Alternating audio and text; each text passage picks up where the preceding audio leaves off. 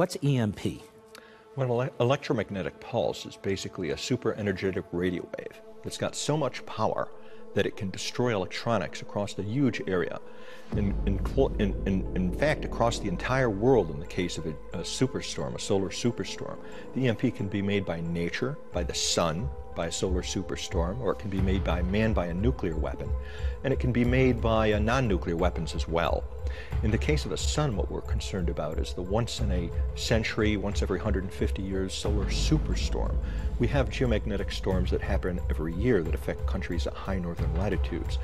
But once every century, 150 years ago, is NASA's estimate, a superstorm will happen that will create an EMP that is so powerful that it can destroy electronics across the entire world and put billions of lives at risk. What happens if my power would be out for 24, 48, 72 hours, or maybe 37 days?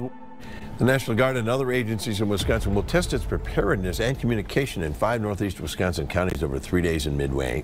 The exercise, called Dark Sky, will simulate a long-term mass power outage. Ensure that responders are prepared for long-term power outages. That includes responders from federal, state, and local levels, encompassing private utility groups, the FBI, and fire departments. The what-ifs is what we're trying to do, is fill in those spots for the what-ifs. No homes will lose power, but simulations will take place. In Outagamie County, those scenarios will involve mass casualty to hazardous waste to natural gas. We've got our private providers out there, we've got our partnerships out there that we're all testing and ensuring that we can communicate. We're ensuring that how do we support each other in a time of need. It'll be all hands on deck here in Omro with the police, fire department, and the Red Cross taking part in the exercise Dark Sky.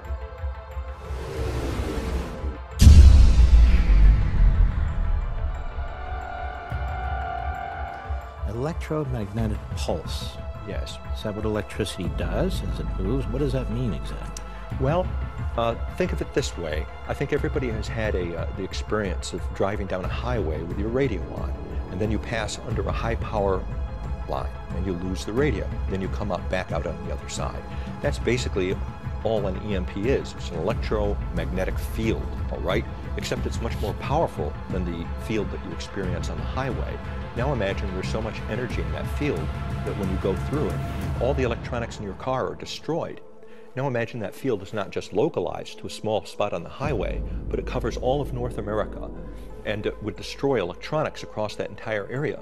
That's what could be accomplished if you had a single nuclear weapon and detonated it above the atmosphere, say at 300 kilometers or so, up in outer space. Mind you, this is a different kind of nuclear attack than the one people are used to thinking about. It wouldn't destroy a city, there'd be no fallout, there'd be no blast effects. If you were standing on the ground directly beneath the explosion and it was detonating overhead at 300 kilometers, or it could be as low as 30 kilometers, it's in the vacuum of space, so that you wouldn't even hear the explosion. There'd be no blast effects that would reach the ground. There'd be no radioactive fallout. And when you start to think of electricity, everything we do is associated with electricity, isn't it? Even if you try and fill up your car, the gas station, the pump, electricity. Everything we do is related to electricity, no? Absolutely. All the critical infrastructures depend upon it. Communications, transportation, banking, and finance. We did an experiment on the commission, and I went to a grocery store and picked up an apple. And I wondered, how did this apple get to this grocery store in the Washington, D.C. area, the simple apple? And tracing the history of that apple, it turns out it was grown in an orchard in Washington. It was harvested mechanically.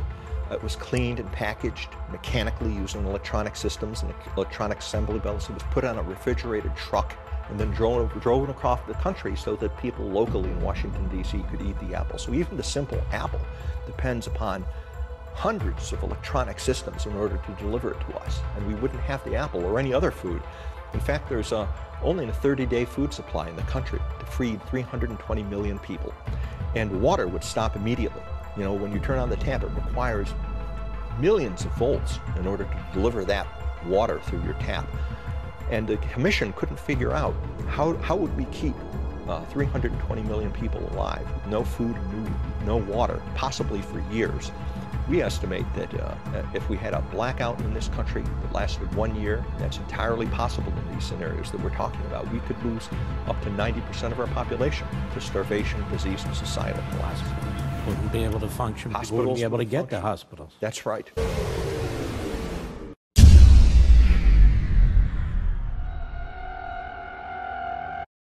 If the lights went out, it's more than just the lights. Explain what could actually happen to people if there's a massive cyber attack. Well, in a place like Manhattan, for example, if the power goes out, you know how the fire department and the police spend the first couple of days? Getting people out of stalled elevators. Mm-hmm. You're talking about a community of, what, 8 million people?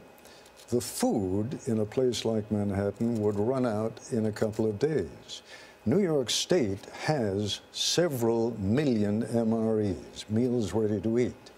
But when you take several million and you divide it by 8 million, you're talking about maybe a 2 or 3 day food supply. What happens on day 4? Yeah.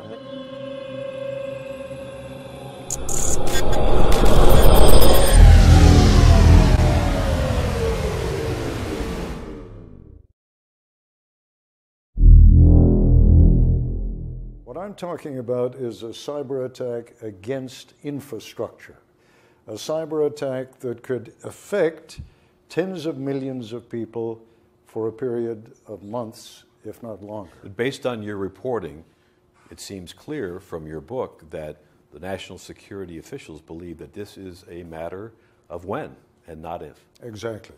In fact, that's a line that a man I came to know when I was embedded with the U.S. forces during the invasion of Iraq. He is now the commander of CENTCOM, 4-star General Lloyd Austin, who said exactly that. It's not a question of if, it's only a question of when. If someone exploded a high-altitude nuclear weapon over the United States, the electromagnetic pulse would affect all the electronics within line of sight of that burst.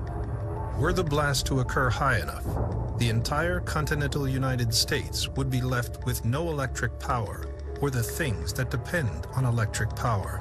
Medical services wouldn't be available because they needed electric power. Telephones wouldn't work. The traffic lights would stop working. Big traffic jam. Transportation would be shut down. Electronic funds transfer wouldn't work, so you wouldn't get your paycheck. You wouldn't be able to use your credit card. Food stocks would run out very quickly. Everything we know about life today that makes it convenient and efficient would be shut down. The day after an EMP attack, the configuration of the country would be more like that around 1800. The problem is that the country had a very small population at that time compared to the 300 million people who live here today. There would be a real challenge to keeping our population even alive, much less strong and viable after a high-altitude EMP event. 6-4, Mike. Left turn on 7, hold short.